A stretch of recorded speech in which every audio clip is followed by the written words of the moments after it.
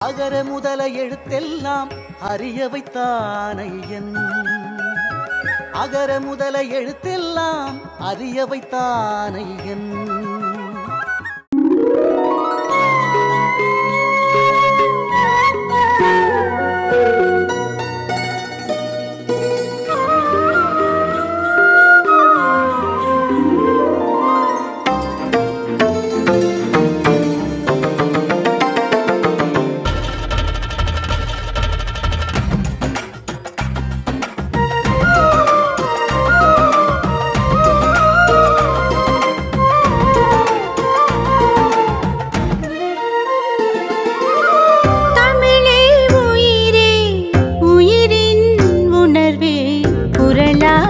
மலர்ந்தாயே மொழியின் வழியே வாழ்வின் உயர்வே குரலாய் பகிர்ந்தாயே. அறமும் பொருளும் அமுதாய் அளித்தாய், அறமும் பொருளும் அமுதாய் அளித்தாய். ஐயன் உனைத்தானே உருகியே உணர்ந்தோமே. தமிழே உயிரே உயிரின் உணர்வே குரலாய் மலர்ந்தாயே.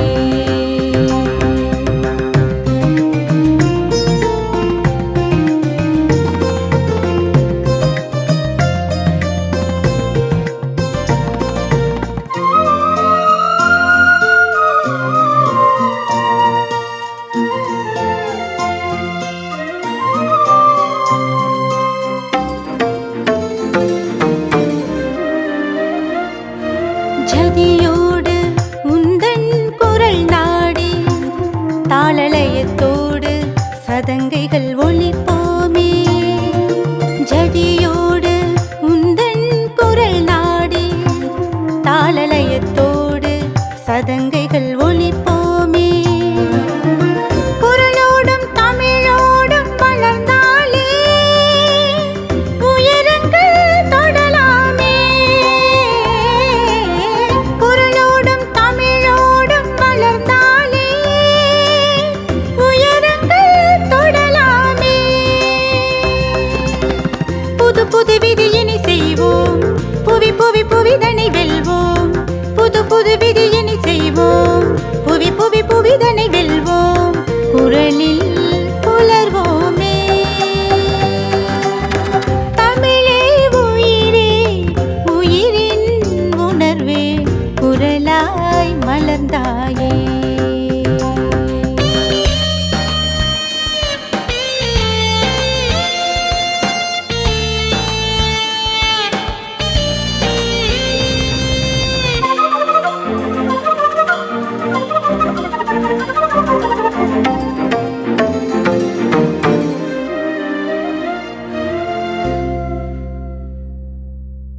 அதிகாரம் நீத்தார் பெருமை.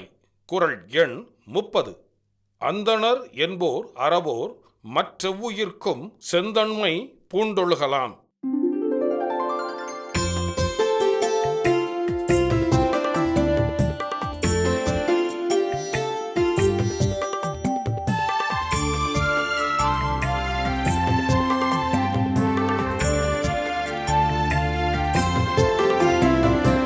அந்தணர் என்போர் அறவோர் மற்றெவ்வுயிர்க்கும். அந்தணர் என்போர் அறவோர் மற்றெவ்வுயிர்க்கும் செந்தன்மை பூண்டொழுகலான். செந்தன்மை பூண்டொழுகலான். செந்தன்மை பூண்டொழுகலான். செந்தன்மை பூண்டொழுகலான். அந்தணர் என்போர் அறவோர் மற்றெவ்வுயிருக்கும் செந்தன்மை பூண்டொழுகலான். இந்த திருக்குறளை படிக்கின்ற போது வள்ளுவ பெருந்தகை ஒரு நுட்பத்தை இந்த குறளிலே மிக அழகாக நமக்கு சொல்லி இருக்கின்றார். நாம் இன்றைக்கு பிரித்து பார்க்கக்கூடிய ஜாதி சமய இந்த வேறுபாடுகளை எல்லாவற்றையும் கடந்த ஒரு நிலையை இக்குறளில் நம்மால் பார்க்க முடிகின்றது. அந்தணர் எனப்படுபவர் யார் அப்படின்னு ஒரு கேள்வி கேட்கிறாங்கன்னு வச்சுக்கோங்க. உடனே நாம பல வகையை எடுப்போம். இவங்கெல்லாம் அந்தணர், இவங்கெல்லாம் அந்தணர், இவங்கெல்லாம் அந்தணர், இவர்களெல்லாம் இதற்குள்ள வராங்க, இதுக்குள்ள வராங்க, இதுக்குள்ள வராங்க அப்படின்னு. ஆனா வள்ளுவர் என்னைக்கோ மிக தெளிவா 1.25 வரியில எழுதினார், அந்தணர் குலத்தில் பிறக்கின்ற அனைவரும் அந்தணர் ஆகிவிட முடியுமா அப்படின்னா இல்லை. அந்தணர் என்பவர்கள் யார் அப்படின்னு சொல்லுகிறார். அந்தணர் என்போர் அறவோர். அறவோர் அப்படின்னா அற வழி என்னவோ அவ்வழியில் நடப்பவர்களை அறவோர் அப்படின்னு சொல்றோம். இப்ப கேட்கலாம், எது அறம் அப்படின்னு கேட்கலாம். எவ்வுயிருக்கும் தீங்கு செய்யாது எல்லா உயிரையும் ஒன்றாக பாவித்து எல்லா உயிரையும் தம் உயிர் போல மதிக்க கூடியது அறச்செயல். சரி, இந்த அறவோர்னா யாருன்னு நமக்கு ஒரு சந்தேகம் வந்துடும். ஏன்னா எதிர்காலத்துல இப்படியெல்லாம் நமக்கு சந்தேகம் வரும்னு என்னைக்கோ வள்ளுவருக்கு தெரிஞ்சு போச்சு. அதனால்தான் வள்ளுவர் என்ன பண்ணார், அறவோரோட மட்டும் நிப்பாட்டல, அதற்கு அறவோருக்கும் விளக்கம் சொல்றாரு பாருங்க. மற்ற எவ்வுயிருக்கும் அப்படின்னா அந்தணர் அல்லாதவரையும் அதுக்குள்ள சேர்த்திதான் அவர் சொல்றார். மற்ற எவ்வுயிருக்கும் செந்தன்மை பூண்டொழுகலான், எல்லா உயிரையும் ஒன்றாக. நமக்கு பிரச்சனையே அங்கதான் ஆரம்பிக்குது. எல்லாத்தையும் நாம ஒன்னா பாப்போமா அப்படின்னா நம்முடைய மனம் அதற்கு தயாராக இல்லை.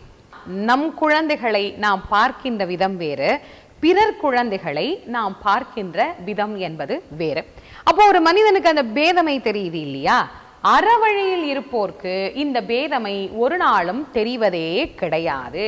அவர்கள் எதற்கு தகுதியானவர்கள் என்று சொன்னால், தன்னை அந்தணன் என்று இந்த உலகத்தில் உயர்த்தி சொல்லுவதற்கு தகுதியானவர்கள் என்பதைத்தான் வள்ளுவ பெருந்தகை இந்த திருக்குறளில் மிக அழகாக சொல்லுகிறார். அதனால் தான் உயிர்கொலை செய்து உண்ணக்கூடாது என்பது கூட அறவழியில் ஒன்று, அது அந்தணருக்கும் உண்டு என்பதை வள்ளுவர் மறைமுகமாகவும் இந்த திருக்குறளில் மிக அற்புதமாக நமக்கு எடுத்து காட்டியிருக்கிறார்.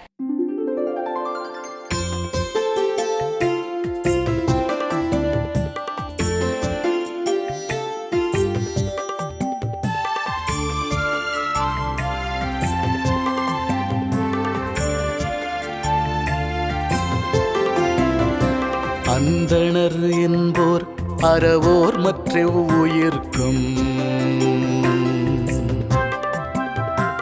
அந்தணர் என்போர் அறவோர் மற்ற உயிர்க்கும். செந்தன்மை பூண்டொழுகலான், செந்தன்மை பூண்டொழுகலான், செந்தன்மை பூண்டொழுகலான், செந்தன்மை பூண்டொழுகலான். பேசு தமிழா பேசுவினுடைய மக்கள் ஃபவுண்டேஷன் மூலமாக நம்ம ஒரு மிகப்பெரிய ஒரு பசு சரணாலயம் அமைப்பதற்கான முயற்சியில் ஈடுபட்டிருக்கோம். இந்த சரணாலயத்தை அடுத்த 5 ஆண்டுகளுக்குள்ளார நம்ம முழுமையாக கட்டமைச்சு நம்முடைய பாரத பிரதமர் மோடி அவர்களுடைய கரங்களால் அதை திறக்க வேண்டும்ங்கிறது தான் என்னுடைய ஆசை. இந்த பசுக்கள் சரணாலயத்திற்கு என்னுடைய கான்ட்ரிபியூஷனாக நான் ஏதாவது கொடுக்கணுங்கிற எண்ண ஓட்டத்தின் அடிப்படையில் கிட்டத்தட்ட 10 ஆண்டுகளுக்கு மேலே நான் கலெக்ட் பண்ண கலை பொருட்கள் அனைத்தையும் விற்று அதன் மூலமாக திரட்டப்படக்கூடிய தொகை என்னவோ அதை இந்த மக்கள் ஃபவுண்டேஷனுக்கு, இந்த பசு சரணாலயம் திட்டத்திற்கு என்னுடைய கான்ட்ரிபியூஷனாக கொடுக்க போகிறேன். இந்த பொருட்கள் அனைத்துமே நம்முடைய பேசு தமிழா பேசு அலுவலகத்தில் விற்பனைக்கு இருக்குது. கீழே இருக்கக்கூடிய இந்த கான்டாக்ட் நம்பருக்கு நீங்கள் கால் பண்ணி இது பற்றின மேலதிக விவரங்களை நீங்கள் தெரிஞ்சுக்கலாம். அது மட்டும் இல்லாமல் மக்கள் ஃபவுண்டேஷனுடைய அக்கௌண்ட் நம்பரை இந்த வீடியோடைய டிஸ்கிரிப்ஷனில் கொடுத்துருக்கோம். நீங்கள் நேரடியாக அந்த அக்கௌண்ட் நம்பர் மூலமாகவும் உங்களுடைய கான்ட்ரிபியூஷன்ஸை கொடுக்கலாம். பேசு தமிழா பேசு ஒரு சேனல் கிடையாது, அது ஒரு இயக்கம்னு நான் உறுதியாக நம்புகிறேன். உங்களுடைய குரலை தான் நாங்கள் ஒவ்வொரு வீடியோலையும் பேசுகிறோம், உங்களுடைய மனசாட்சியை தான் நாங்கள் பிரதிபலிக்கிறோங்கிற ஒரு எண்ணம் எங்களுக்கு இருக்குது. அதே எண்ணம் உங்களுக்கு இருந்ததுன்னா தொடர்ந்து பேசு தமிழா பேசுவனுடைய முயற்சிகளுக்கு நீங்கள் கொடுக்கக்கூடிய ஆதரவை இந்த பசுக்கள் சரணாலயம் திட்டத்திற்கும் கொடுக்கணும்னு சொல்லி ரொம்ப தாழ்மையோடு கேட்டுக்கிறேன். உங்களுடைய அன்பாலையும் ஆதரவாலையும் தான் பேசு தமிழா பேசி இயங்கிக்கிட்டு இருக்கு. அதற்கு என்றென்றைக்கும் நன்றி.